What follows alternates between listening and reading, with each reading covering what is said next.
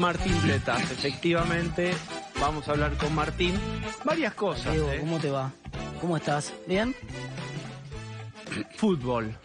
Me parece muy bien. Vamos punteros, así ¿Qué que pasa con estamos Gimnasia? El Club Gimnasia hizo una declaración de rechazo hacia tu posición con respecto al atentado. Gimnasia y la Universidad de La Plata. ¿Qué pasa ahí? En absoluto, ni el club ni la universidad hicieron ninguna declaración. Son un grupo de militantes fascistas, la mayoría enrolados en el kirchnerismo, que les molesta que alguien opine distinto y entonces les gustaría que el club del cual ellos son hinchas sea solamente una unidad básica. Aun cuando el estatuto del club es muy claro, por supuesto, como todos los clubes de la Argentina, no discrimina por ideología política. De hecho, la vicepresidenta de la Nación también es socia de Gimnasia y Esgrima La Plata, igual que yo y muchos otros que son de distintos partidos políticos, no tiene absolutamente nada que ver. Lo de la universidad, eso, si querés, es un exceso de fanatismo. Pero entonces no avanzó. No, eso no hay, ni siquiera fue presentado todavía a la Comisión Directiva de Gimnasia el pedido. Por ahora es una bravuconada en las redes sociales, una bravuconada fascista.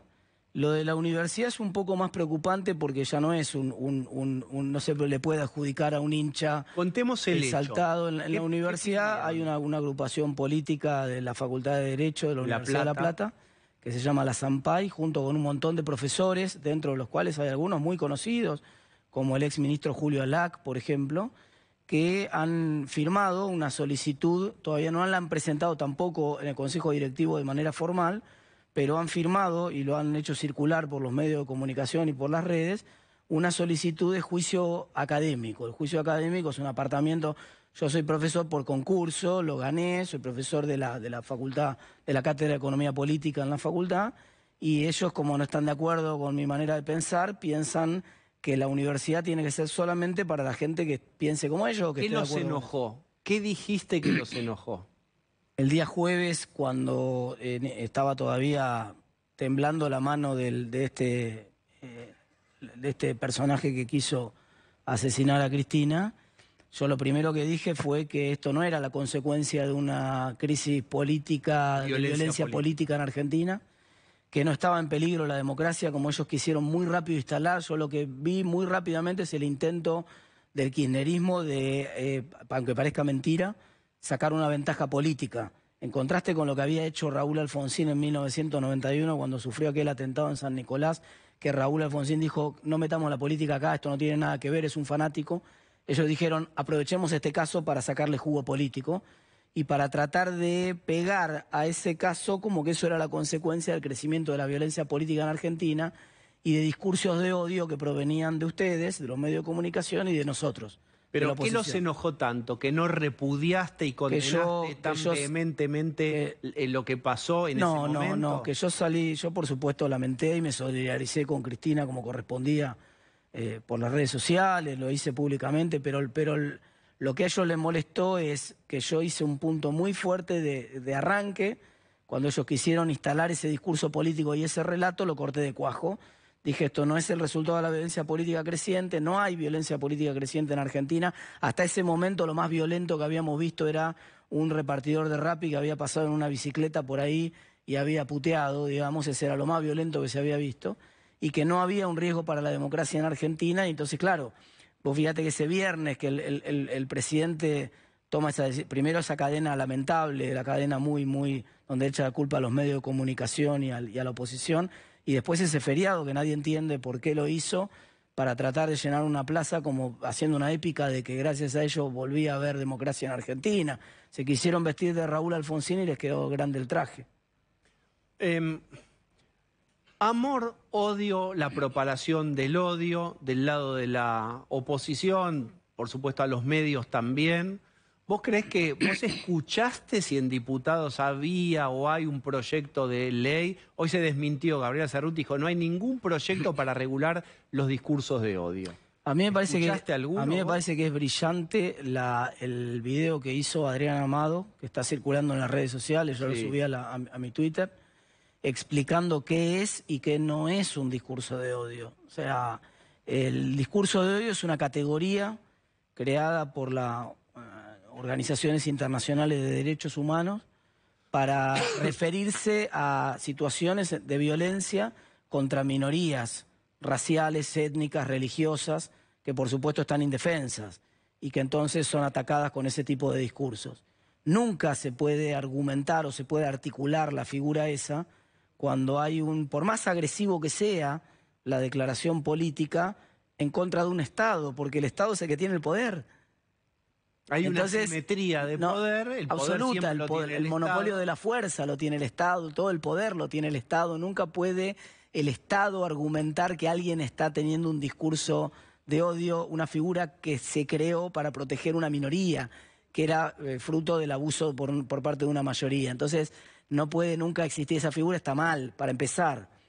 Pero para seguir, yo acabo de escuchar primero a un senador de la Nación con una declaración de confesión de parte muy lamentable diciendo que la violencia política en Argentina, o habría paz social en Argentina si se termina el juicio a Cristina, si de alguna manera a Cristina la exoneran y termina el juicio a Cristina.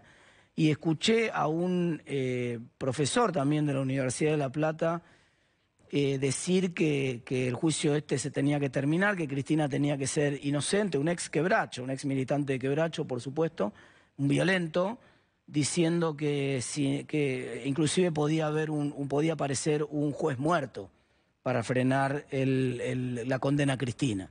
O sea, escuché cosas de una gravedad total. Yo no creo que ninguna de esas cosas constituya un discurso de odio. Me parecen lamentables las declaraciones, agresivas en algunos casos. Uno puede escuchar discursos violentos, sí, pero eso no tiene absolutamente nada que ver con un discurso de odio y tampoco con una cultura de la violencia política. No hay en Argentina, esa es una de las cosas que ganamos con la consolidación de la democracia con Raúl Alfonsín. Hoy acaba de fallecer, y yo aprovecho este programa tuyo para rendirle mi más sentido homenaje y pésame a Magdalena Ruiz Guiñazú, que fue una de las que se puso al hombro el informe de la CONADEP, justamente. Sí, fue una actora importante en terminar con la violencia política, contar el horror para terminar y enterrar para siempre la violencia política en la Argentina. No hay en Argentina, desde la extrema izquierda hasta la extrema derecha, nadie, absolutamente nadie en la clase política pensando que la democracia no sea el mejor sistema que tenemos, y nadie pensando en sistemas alternativos y en que la vía no sea otra, o sea otra que no sea la vía democrática. Esto no existe. Entonces, la pretensión de guarda porque hay fuerzas atentando contra la democracia, y esto que acaba de ocurrir es la cúspide o la culminación de una concatenación de fuerzas violentas que están tratando de alterar el orden democrático, es directamente una construcción delirante, que no existe, no coincide con la realidad.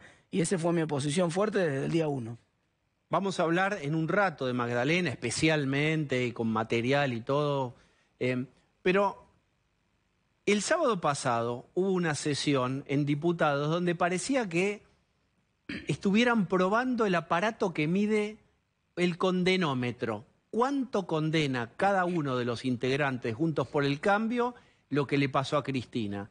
¿Quién se levantó? ¿Quién se quedó? ¿Quién aprobó esta sesión de rechazo? El PRO, por ejemplo, se fue.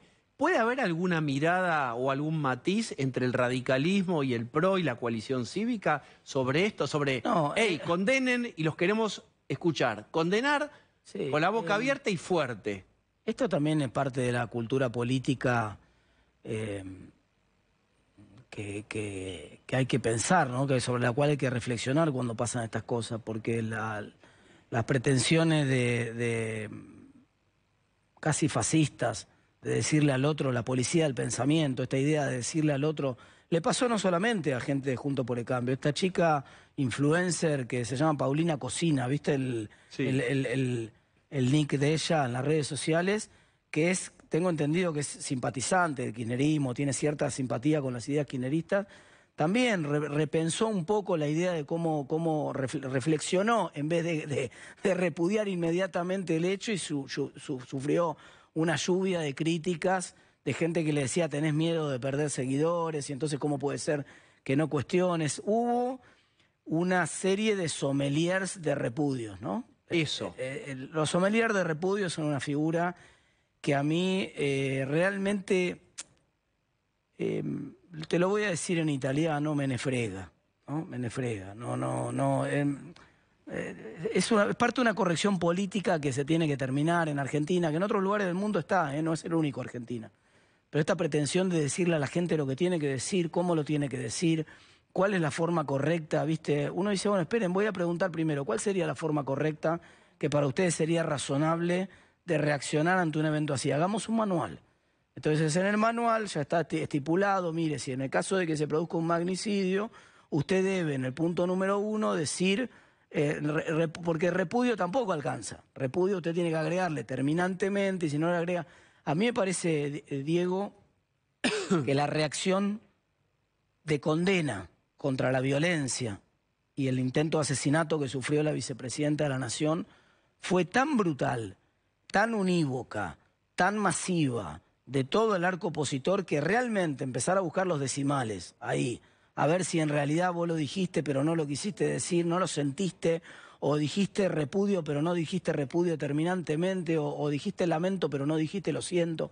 Me parece que no, que lo que hay que empezar a discutir no es eso, ¿no? Bien, déjame girar un poco hacia la economía, un poco en serio, un poco en broma. Hablábamos con el Massa de Tarico sobre estas últimas liquidaciones de soja, la entrada de dólares. ¿Qué te parece a vos? ¿Se va por el buen camino? ¿Es buen camino pero se va lento? Es un camino más cantado que despacito, ¿no? O sea, muy anunciado porque esto ya se hizo en otro momento de la historia argentina. Es parte de la heterodoxia, yo lo venía diciendo hace tiempo, van a devaluar sin decir que devalúan, y esencialmente lo que hicieron es reconocerle a un sector, que es el sector sojero, un dólar de 200. Lo que es un poco raro también y cuestionable, uno dice, pero ¿cómo? El mismo Banco Central le paga 200 dólares a un productor agropecuario y después esos dólares se los vende a un importador a 147. Es medio como que está despilfarrando recursos públicos, ¿no? Entonces el Tesoro le entrega un bono al Banco Central para decirle, mirá, si te hago perder plata con esto, discúlpame, te doy un bono, pero esencialmente lo que está cambiando es la mano del que está poniendo la plata que se pierde. Concretamente el Estado tiene, si uno suma el Banco Central junto con el Tesoro, en una sola bolsa tiene un daño patrimonial, porque está pagando 200 pesos por un dólar que después se está vendiendo a 147 del otro lado del mostrador. Pero, a ver, con este elenco y en esta obra de teatro, ¿qué se podría haber hecho diferente? No que hubiera hecho Juntos por el Cambio y vos o algún ministro que te gustara. No, por supuesto. Acá. Por supuesto. Podrían haber hecho un desdoblamiento cambiario formal, prolijo, en el cual directamente hubiera un mercado para todas las transacciones financieras, por ejemplo, con un dólar libre, con un dólar que tuviera otro precio, y para todo el dólar comercial de exportación y de importación, dejar el dólar oficial. Eso podría haber tenido alguna lógica. O podrían haber bajado las retenciones, que era lo más razonable, digamos, en ese momento la baja de las retenciones podría haber operado de una manera razonable sin necesidad de reconocer que hay 4 por hacer precio, que hay varios dólares distintos en Argentina. Entonces, había varias opciones más prolijas que estas. Siempre, en general, el peronismo busca la que es un poquito más heterodoxa, busca la que es un poquito más complicada. Es una forma de tratar de conseguir dólares que hasta ahora no podía conseguir. Martín, gracias por haber venido. Muchas gracias, Diego. Vamos a hacer, por favor.